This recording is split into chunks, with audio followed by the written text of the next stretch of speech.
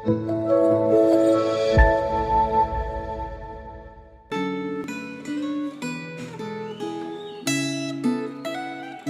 Bapak Ibu Saudara sekalian, bersyukur untuk hari yang baru yang Tuhan berikan bagi kita hari ini.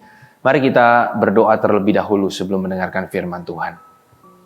Bersyukur Tuhan untuk hari baru yang Tuhan berikan bagi kami. Sekarang kami akan mendengarkan firman Tuhan. Tolong berikan kami hikmat ya Tuhan, untuk kami boleh mengerti atas firman Tuhan yang kami dengar.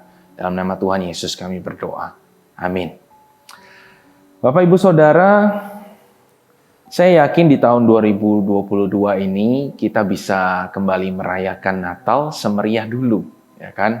Karena kita bersyukur keadaan pandemik di negara kita sudah menjelang semakin baik dan juga kalau dibandingkan tahun-tahun yang dulu 2020, 2021 kemarin kita tidak bisa merayakan Natal semeriah biasanya.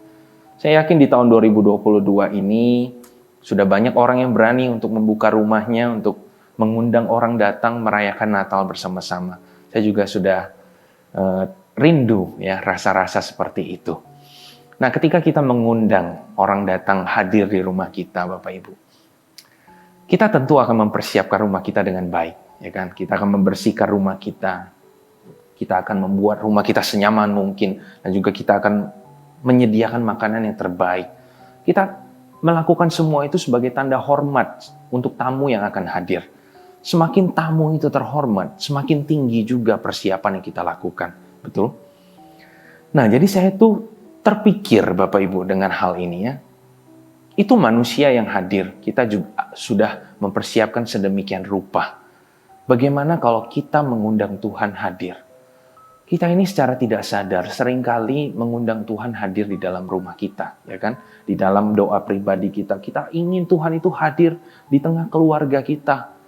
Membawa damai sejahtera. Ya. Kita ingin Tuhan itu hadir di dalam usaha dan pekerjaan kita dan studi kita. Bahkan kita juga ingin Tuhan itu hadir, bahkan tinggal di dalam hati kita. Itu kerinduan setiap kita, bukan? Tetapi saya izin bertanya untuk Bapak Ibu Saudara dan untuk diri saya sendiri juga. Apakah kita siap menerima kehadiran Tuhan? Apakah rumah kita tanda kutip sudah cukup bersih untuk Tuhan itu boleh datang dan hadir? Apakah hati kita itu sudah cukup layak gitu untuk Tuhan itu bisa tinggal di dalam hati kita? Jangan sampai kita itu mengulangi kesalahan yang orang Israel dulu pernah lakukan. Dalam pembacaan kita hari ini, itu dari Zakaria 7 ayat sampai pasal 7 sampai 8. Bapak Ibu Saudara bisa baca secara penuh di rumah masing-masing ya, dari pasal 7 sampai pasal 8. Tetapi saat ini saya hanya akan membacakan pasal 7 ayat 2 sampai 3 saja. Adapun penduduk Betel telah mengutus Sarezer dan Regem-Melek serta orang-orangnya untuk melunakkan hati Tuhan, untuk menanyakan kepada para imam dari rumah Tuhan semesta alam dan kepada nabi. Demikian, haruskah kami sekalian menangis dan berpantang dalam bulan yang kelima seperti yang telah kami lakukan bertahun-tahun lamanya? Sedemikian jauh pembacaan firman Tuhan. Konteksnya Bapak Ibu, keadaan mereka waktu itu ketika mereka mengatakan kalimat itu adalah keadaan yang terpuruk. Karena mereka baru saja menyelesaikan hukuman 70 tahun di Babel. Dan juga bait Allah yang selama ini tempat mereka beribadah itu hancur. Waktu itu bait Allah adalah lambang dari kehadiran Tuhan di tengah orang-orang Israel. Tapi sekarang itu sudah tidak ada.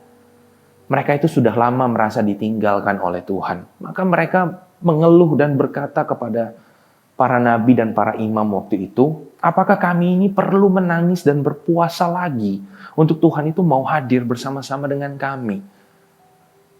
Melunakkan hati Tuhan dengan cara itu supaya Tuhan itu hadir. Lalu Zakaria yang juga mendengarkan hal itu memberikan tanggapan seperti ini. Sebenarnya Tuhan itu selalu hadir loh bersama-sama dengan kalian. Tetapi justru kalianlah yang selama ini tidak menerima kehadiran Tuhan. Demikian juga nenek moyangmu.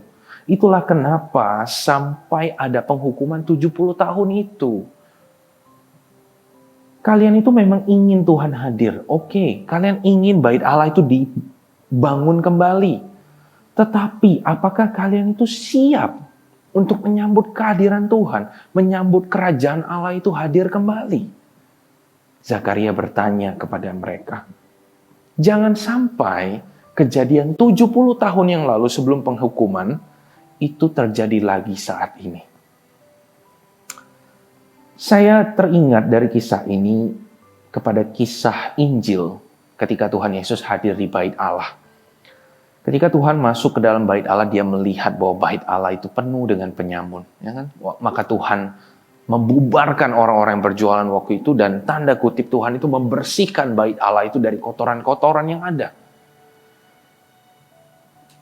Dan Rasul Paulus itu memberikan kita satu pengertian, pengajaran bahwa diri kita, hati kita ini adalah bait Allah.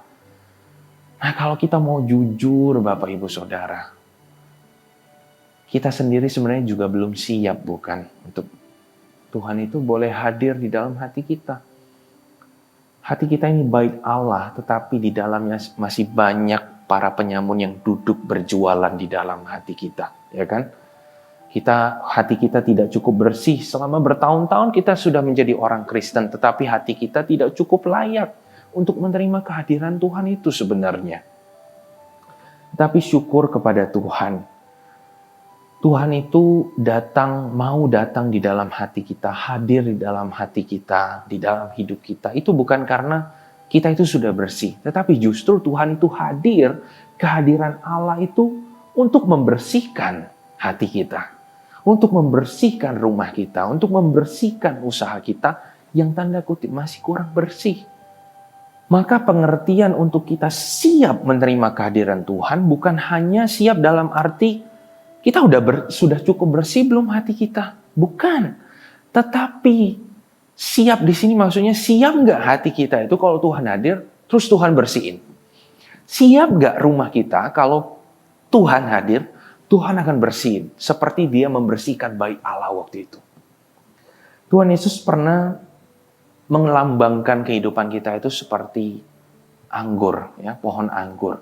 Tuhan itu pokoknya dan kita ranting-rantingnya. Dan bagi orang-orang yang tidak berbuah, kata Tuhan, Tuhan akan bersihkan. Bersihkan di sini maksudnya dipotong loh Bapak Ibu. Jadi itu digundulin semua ranting yang tidak menghasilkan buah, itu akan dipotong. Sakit, betul sakit ketika Tuhan bersihkan. Tidak nyaman, betul rasanya tidak nyaman.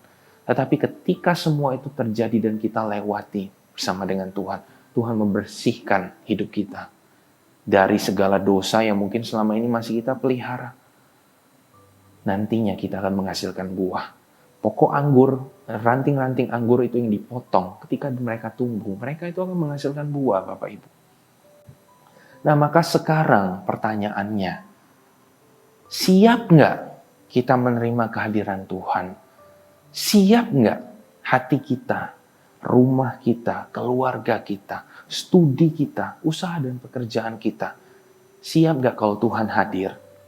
Tuhan bersihin yang selama ini masih kurang benar. Mari kita sama-sama berdoa, kita mohon pertolongan Tuhan.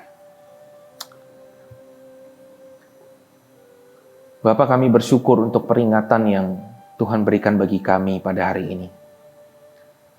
Sesungguhnya ketika kami mengundang Tuhan boleh hadir di dalam hidup kami, seharusnya kami juga mempersiapkan diri kami untuk kehadiran Tuhan. Tetapi kami sadar Tuhan, hidup kami, hati kami, dan semua aspek di dalam hidup kami sebenarnya kurang layak untuk menerima kehadiran Tuhan. Tuhan terlalu terhormat untuk kami bisa undang datang. Tetapi kami bersyukur Tuhan masih mau hadir di dalam setiap kehidupan kami. Meskipun rumah kami masih banyak kotoran, hati kami masih banyak para penyamun yang bersangkar di sana. Tetapi Tuhan masih mau hadir dan membantu kami membersihkan semua itu. Tuhan, kami sungguh rindu Tuhan bisa membersihkan hati kami oleh kehadiran Tuhan. Kami sungguh rindu Tuhan membersihkan rumah kami, keluarga kami. Agar kami yang masih kurang berbuah ini, bahkan kami yang tidak berbuah di hadapan Tuhan ini, nantinya bisa berbuah, menghasilkan buah yang baik bagi Tuhan. Persiapkan hati kami Tuhan, jikalau memang Tuhan berkehendak membersihkan diri kami. Di dalam nama Tuhan Yesus kami berdoa. Amin.